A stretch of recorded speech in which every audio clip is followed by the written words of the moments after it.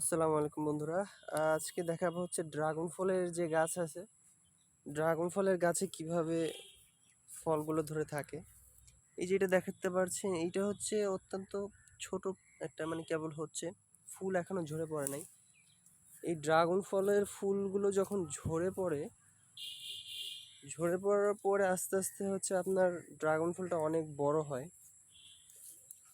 আমি যদি আপনাদেরকে দেখাই, এই যে এই গাছটাতে দেখেন একটা ড্রাগন ফল ধরছে, দেখতে পাচ্ছেন কিনা আমি জানি না।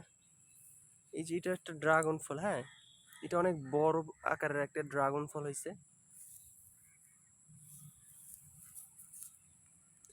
এইটার গোড়াটা হচ্ছে ঠিক ড্রাগন ফলের যে পাতা আছে বা পাতাই বলে এটা, এই পাতার সাথে লাগানো থাকে। দেখতে পাচ্ছেন কত সুন্দর ফুল ধরেছে এখানে। এছাড়াও দেখাই কিছু পেঁপে। এই গাছগুলোতে অনেক সুন্দর পেঁপে ধরেছে।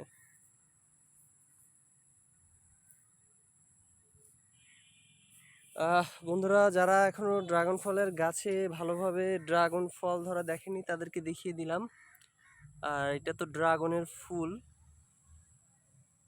দেখতে পাচ্ছেন ফুলগুলো এখন ফোটে নাই, ফুলগুলো ফুটেছিল কিন্তু এখন ফুলগুলো মরে গেছে।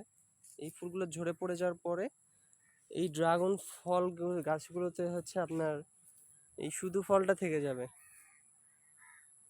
ঠিক আছে, অসংখ্য ধন্যবাদ এতক্ষণ সাথে থাকার জন্য।